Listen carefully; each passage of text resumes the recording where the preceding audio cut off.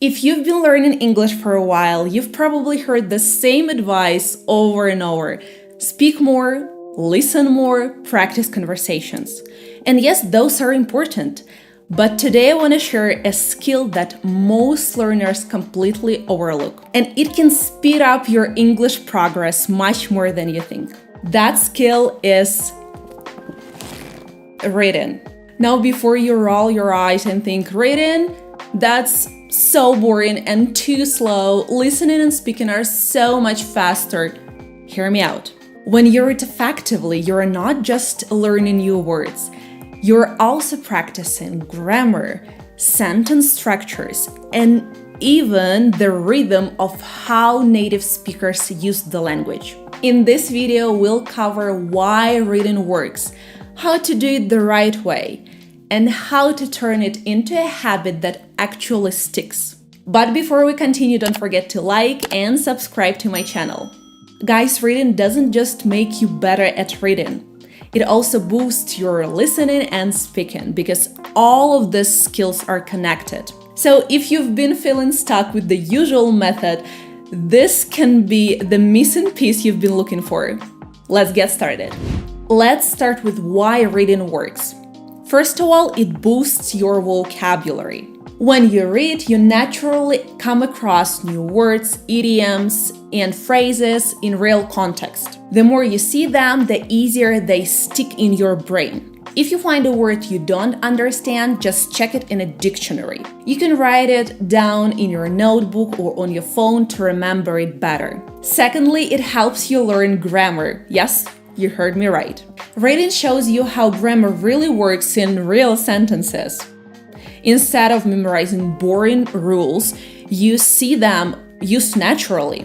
And the best part, especially if you're an introvert, you don't need to talk to anyone or watch shows if you're not in the mood. Reading quietly can give you the same benefit. It also improves understanding, obviously. The more you read, the more you feel the flow of English. Think back to when you were a kid learning to read. Someone pointed to a word, said it, and you repeated it. You are still doing that now, just silently. This trains your brain to recognize words, pronounce them correctly in your head, and remember them through repetition. Reading even helps with spelling. When you see words written correctly again and again, you remember their spelling without even trying. No need to write them out 20 times. Your brain picks it up just by noticing. And yes, reading makes your speaking better too. The words you pick from books and articles will later show up in your own speech and will make it richer, more natural, more confident. Alright guys, how to read effectively. Let's talk about how to read in a way that actually helps you learn and improve English. First of all, choose the right level.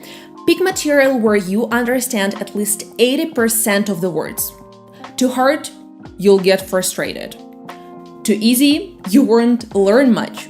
The sweet spot is challenging but manageable. When I started learning Spanish, I jumped straight into The Devil Wears Prada and Face Off in Spanish. It was way too hard. Every page had dozens of unknown words, and I gave up. Later, I switched to fairy tales and Harry Potter. Why? Because I already knew the story. Reading became so much easier. So guys, read books you already know. Familiar stories make reading so much more enjoyable. When you already know the story, you won't get lost in new words or complicated sentences.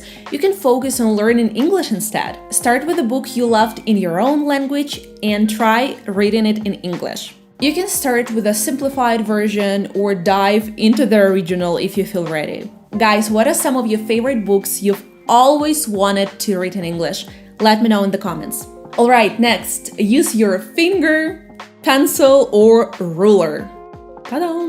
Guide your eyes along the lines as you read. This is called smooth pursuit, and it works because your eyes naturally follow movement. Instead of jumping back and forth across the page, your focus stays locked on the words. This keeps you present, reduces distractions, and makes reading feel smoother.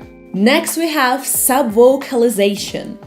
Subvocalization. It is when you silently say the words in your head as you read. By doing this, you're practicing 3 skills at once: listening, spelling, and pronunciation. For example, if you read the word elephant silently, your brain is connecting the letters to the sounds. Later, when you see it again, you won't need to subvocalize.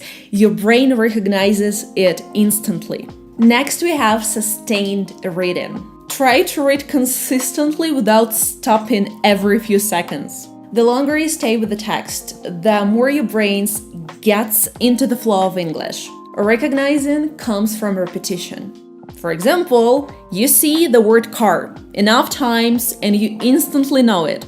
You see the phrase make a decision in different contexts, and your brain understands it as a unit, not as 3 separate words. Make a decision. Make a decision. You read sentences like she opened the window because it was too hot outside multiple times, and your brain starts recognizing the grammar patterns naturally. The same will happen with hundreds of words if you give your brain enough exposure. By practicing these techniques, you're actually speaking without speaking, listening without listening, improving comprehension naturally, and building vocabulary in real context. Every book is like a private English teacher. Dialogue shows you how real conversations work. Descriptions teach you useful adjectives and prepositions. Stories give you context for idioms, expressions, and cultural references. Also, guys, if you want to read faster, here are some powerful tips. And the first one is called grouping. Instead of reading word by word like the cat went, train your eyes to see groups of words like the cat went into the garden. Start with simple texts like children's books and practice for just 10 minutes a day. This simple exercise can nearly double your reading speed. Next, we have skimming. Sometimes for school or work, you only need the main idea quickly. In that case, read the first and last sentence of each paragraph and scan for keywords. It won't give you deep learning, but it's perfect for quick understanding. And the third trick is speed pacing. Push yourself to read faster than feels comfortable. Even if you don't catch everything, when you slow down again, you'll notice that your eyes can capture more words at once. Remember, reading faster isn't about rushing. It's about training your brain and eyes to work more efficiently. And here are some final tips. First of all, choose interesting material. Don't force yourself to read Shakespeare if you love crime stories or fantasy. Pick topics you're genuinely excited about, like Sherlock Holmes, Harry Potter, or even Marvel Comics. If you enjoy it, you'll stick with it. Next, use graded readers, parallel texts, or audiobooks. Graded readers are simplified books at levels A1, A2, B1. Start with your level and move up. Parallel texts are books with English on one page and your native language on the other. They help you check meaning without stopping too much. Audiobooks, my favorite ones, listen while you read the text. This connects spelling, pronunciation, and rhythm at the same time. Write down new words in a vocab diary. Keep it simple. 1 column for the word, 1 for its meaning, and 1 for a simple sentence from the book. Review it weekly. Just 5 words a day adds up to 150 words a month. Don't translate every single word. If you see she glanced nervously at the clock, maybe you don't know glanced, but the context tells you she looked quickly. Write it down later if you want, but don't stop every 10 seconds. And of course, combine reading with other methods. After reading, try retelling a paragraph in your own words. Watch a movie or series in the same genre, or discuss the story with a friend or online group. This way, the words won't stay on the page. They will move into your real communication. And that's it. Remember, every page you read is practice in listening, speaking, vocabulary, grammar, all at once. The more you read, the easier English will feel. So grab a book you love, start small, and stay consistent. Even 10 minutes a day can make a huge difference over time. Now tell me, what book are you going to start reading in English? Let me know in the comments. Thank you guys for watching this video, and I'll see you in the next one.